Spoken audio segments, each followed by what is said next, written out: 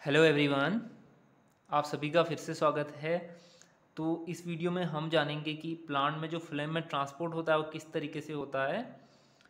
तो प्लांट में जो फ्लोएम में ट्रांसपोर्ट होता है फूड का, वो किसी पर्टिकुलर सोर्स से होता है एक पर्टिकुलर जगह तक, जिसे हम कहते हैं सिंक। दैट मीन्स कि जो प्लांट में फ्लोएम में ट्रांसपोर्ट होता है वो होता है सोर्स टू सिंक, और यहाँ पे कोई भी एनर्जी का रिक्वायरमेंट नहीं होता। ये एटीपी इंडिपेंडेंट प्रोसेस होती है या एक पैसिव प्रोसेस है जो कि प्रेशर डिराइव्ड होती है। इसीलिए इस पर्टिकुलर हाइपोथेसिस को कहा जाता है प्रेशर फ्लो हाइपोथेसिस या मंच हाइपोथेसिस, क्योंकि एक मंच एक साइंटिस्ट थे जिनने ये हाइपोथेसिस दिया था।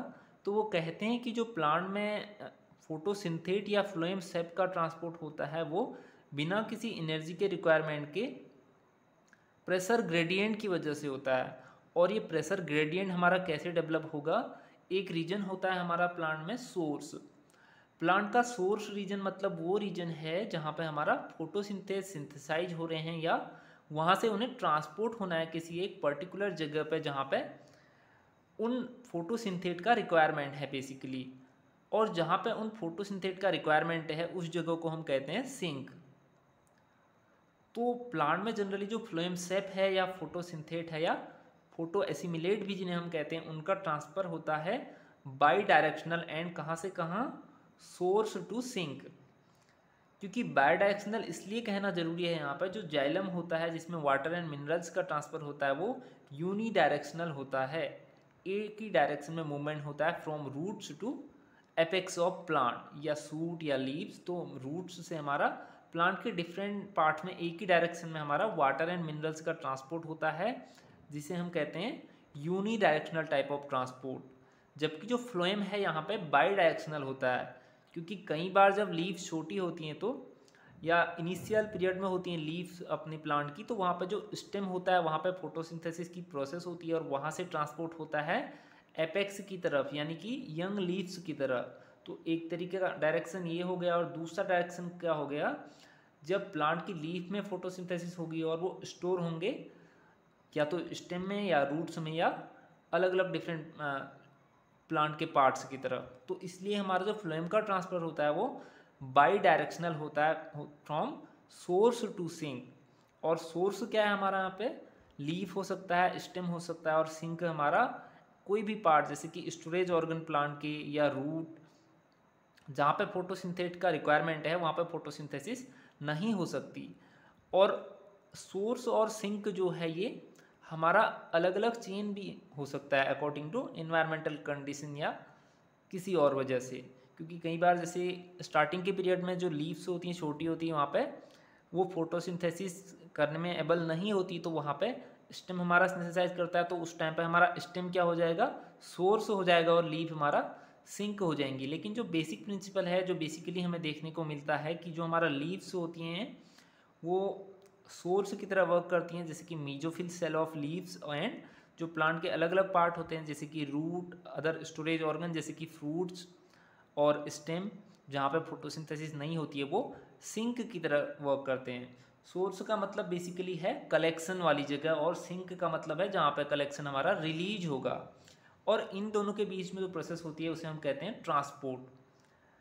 क्योंकि जो फ्लोएम का ट्रांसपोर्ट है वो तीन चीज़ों में डिवाइड है। वन इज़ फ्लोएम लोडिंग, जिसे हम कहते हैं कि फ्लोएम सेप का कलेक्शन होना सोर्स से। दूसरा है फ्लोएम का ट्रांसलोकेशन, जिसे हम कहते हैं phloem transport. And third one is phloem unloading, जिसे हम कहते हैं रिलीज होना सिंक पे, किसी ऐसे पार्ट पे जहाँ पे वो स्टोरेज होगा या उसका यूज होगा उस पर्टिकुलर फ्लोएम सेप या फोटोसिंथेट का। तो इस तरीके से हमारा फ्लोएम में ट्रांसफ़र होता है। तो यहाँ पे हम जानेंगे केवल फ्लोएम ट्रांसलोकेशन के बारे में, जिसे हम कहते हैं mass flow of phloem shape. That means कि जो फ्लोएम सेप है या फोटोसिंथेट्स हैं वो मास के फॉर्म में मूव करते हैं फ्रॉम सोर्स टू सिंक, और ये प्रोसेस पूरा एनर्जी इंडिपेंडेंट होता है। इसीलिए इसे कहा जाता है प्रेशर फ्लो हाइपोथेसिस।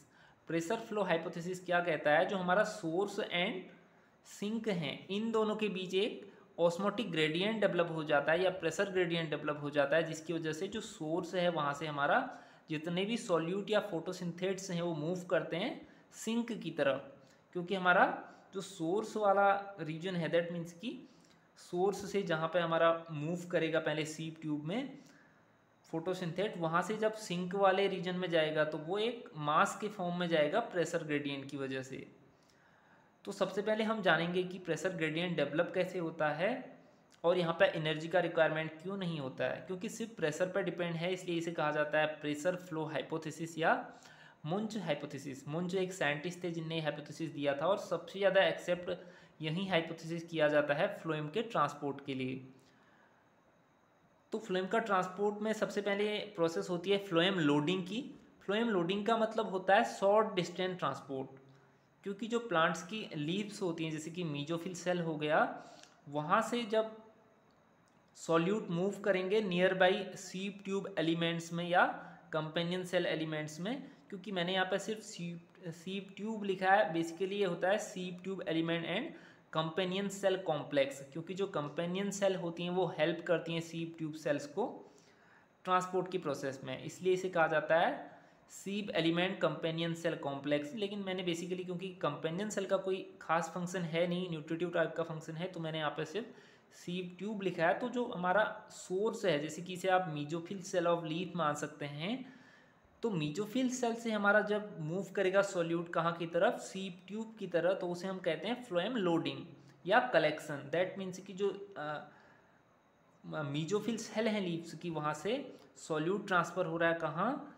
सीप ट्यूब सेल्स में। ये एक पर्टिकुलर सीप ट्यूब सेल है और बहुत सारी सीप ट्यूब सेल मिलके क्या बनाते हैं, लॉन्ग सीप ट्यूब एलिमेंट।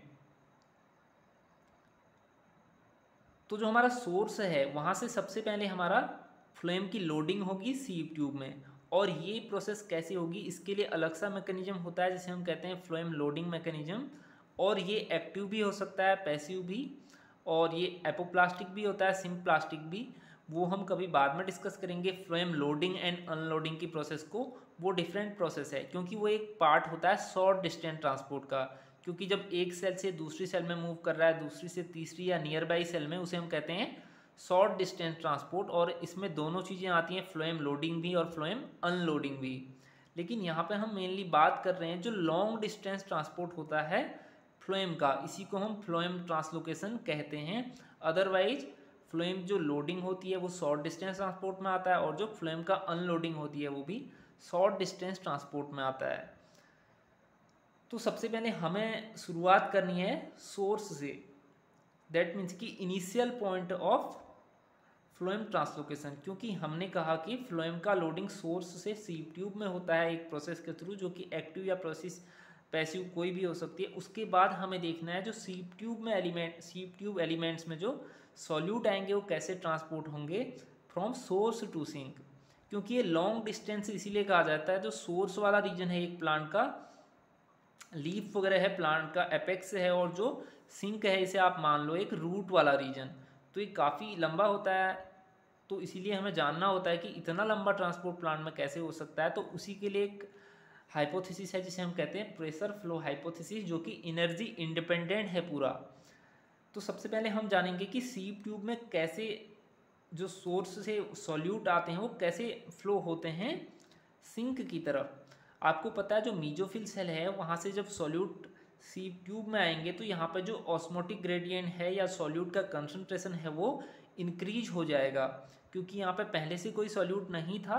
तो जब यहाँ नया सॉल्यूट आएगा, नए सॉल्यूट आएंगे, तो यहाँ पर जो वाटर पोटेंशियल है उसको डिक्रीज कर देंगे, क्योंकि वाटर पोटेंशियल बेसिकली क्या होता है, किसी भी प्योर वाटर का वाटर पोटेंशियल 0 होता है। जब किसी प्योर वाटर में हम कोई भी ऑस्मोटिक सॉल्यूट या सॉल्यूट हम ऐड करते हैं तो उसका वाटर पोटेंशियल डिक्रीज हो जाता है। दैट मीन्स कि जो हमारा सीप ट्यूब है यहाँ पे जब सॉल्यूट ने ट्रांसपोर्ट किया सोर्स से, तो यहाँ पे इसका सॉल्यूट कंसंट्रेशन बढ़ गया, और सॉल्यूट कंसंट्रेशन बढ़ने का मतलब है यहाँ पे वाटर पोटेंशियल डिक्रीज हो गया। और वाटर पोटेंशियल का यूज हम इसीलिए करते हैं प्लांट्स में, क्योंकि वाटर पोटेंशियल हमें बताता है कि वाटर कैसे मूव करेगा। बेसिकली जो वाटर मूव करता है वो मूव करता है from high water potential toward the low water potential. अभी मैंने आपको बताया जो सीप ट्यूब है उसका वाटर पोटेंशियल लो हो गया है, क्योंकि यहाँ पे नए सॉल्यूट आए हैं मूव होके सोर्स सेल से, दैट मीन्स कि मीजोफिल सेल से। तो इस वजह से जब यहाँ पे हमारा वाटर पोटेंशियल डिक्रीज हो गया इस तरीके से, यहाँ पर जब वाटर पोटेंशियल डिक्रीज हो जाएगा तो नियर बाई हमारा टिश्यू और सेल्स क्या हैं, वेसल्स हैं जाइलम की। ये आप यहाँ पे जाइलम वेसल्स दिख रहे हैं लॉन्ग। वेसल भी ट्यूब लाइक स्ट्रक्चर होता है जाइलम में, जो कि वाटर मिनरल्स के ट्रांसपोर्ट के लिए रिस्पॉन्सिबल होता है। तो हमें पता है जो वेस्कुलर सिलेंडर होते हैं वो फ्लोएम और जाइलम साथ साथ ही होते हैं, तो इसलिए यहाँ पे क्या होगा, वाटर का मूवमेंट होगा from vessel to sieve tube. ऐसा इसलिए होगा क्योंकि जो वेसल्स में वाटर है इसका वाटर पोटेंशियल हाई है, क्योंकि in compare to sieve tube जहाँ पे कि नए सॉल्यूट आए हैं, जो वाटर का वाटर पोटेंशियल है वो उससे ज़्यादा होगा। तो जब वाटर हाई वाटर पोटेंशियल से लो वाटर पोटेंशियल की तरफ मूव करेगा तो यहाँ पे हमारा सीप ट्यूब जो है इसमें एक प्रेशर डेवलप हो जाएगा।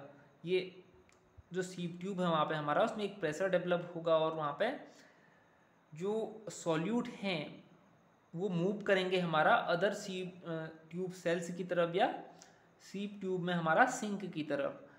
और जब हमारा सेम टाइम पे यहाँ पे सिंक में अनलोडिंग होगी, जैसे यहाँ पे आपने देखा सोर्स टू सीप ट्यूब में हमारा क्या हो रहा है, लोडिंग हो रही है, लेकिन ये प्रोसेस जब कंटिन्यू साइक्लिक चलता रहेगा तो यहाँ पे एक टाइम ऐसा भी होगा जहाँ पे फ्लोएम अनलोडिंग की प्रोसेस हो रही होगी। दैट मीन्स कि जो सीप ट्यूब है वहाँ से जो सॉल्यूट है वो अनलोड होगा। अनलोड का मतलब मैंने क्या बताया था कि रिलीज होना।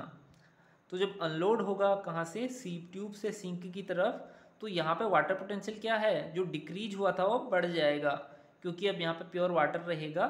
Pure water in the sense कि यहाँ पे सॉल्यूट का कंसंट्रेशन कम हो जाएगा तो ऑब्वियसली वाटर पोटेंशियल बढ़ जाएगा, और जब वाटर पोटेंशियल बढ़ेगा तो ऑब्वियसली वाटर हमारा मूव कर जाएगा फिर से जाइलम की वेसल्स में, क्योंकि वाटर मूव करता है from high water potential to low water potential.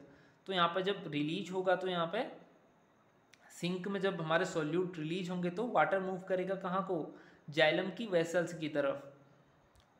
तो इस तरीके से हमारा यहाँ पे जो प्रेशर डेवलप होगा, क्योंकि यहाँ पे मैंने क्या बताया था कि वाटर मूव कर रहा है इसलिए हाई प्रेशर डेवलप हो जा रहा है, हाई हाइड्रोस्टेटिक प्रेशर, जिस वजह से हमारा फ्लेम सेप या फोटोसिंथेट ट्रांसपोर्ट कर रहे हैं फ्रॉम सोर्स टू सिंक की तरफ। दैट मीन्स कि लीफ से रूट की तरफ आप मान सकते हैं। और यहाँ पे हमारा प्रेशर कैसा हो जाएगा, निगेटिव हो जाएगा, क्योंकि यहाँ से वाटर हमारा ट्रांसपोर्ट हो चुका है अगेन फिर से वेसल्स की तरफ, तो यहाँ पे कम वाटर होगा, तो इसलिए एक ऐसा प्रेशर डेवलप होगा जिसकी वजह से हाई प्रेशर से लो प्रेशर की तरफ हमारा जो फोटोसिंथेट है वो मास के फॉर्म में, इसे कहते हैं हम मास फ्लो, मास के फॉर्म में हमारा सोर्स से सिंक की तरफ मूव करेंगे। और जब यहाँ पर हमारा अगेन सॉल्यूट आ जाएगा तो फिर से क्या होगा, अनलोडिंग हो जाएगी और ये प्रोसेस कंटिन्यू इस तरीके से चलती रहेगी। तो प्रेशर हमारा मेनली रिस्पॉन्सिबल होता है फ्लोएम सेप के लॉन्ग डिस्टेंस ट्रांसपोर्ट के लिए। जो हमारा शॉर्ट डिस्टेंस ट्रांसपोर्ट है जैसे कि phloem unloading and phloem loading, वो अलग तरीके से होती है, उसमें एटीपी भी इन्वॉल्व होती है, क्योंकि वो शॉर्ट डिस्टेंस ट्रांसपोर्ट है। हमें यहाँ पे पढ़ना था लॉन्ग डिस्टेंस ट्रांसपोर्ट के बारे में, जो कि हमारा कैसे होता है, प्रेशर की हेल्प से। तो यहाँ पे कोई एटीपी या एनर्जी इन्वॉल्व नहीं होता। तो इस वीडियो में इतना ही था, बाकी मैं नेक्स्ट वीडियो में और चीज़ें डिस्कस करूँगा। Thank you for watching this video.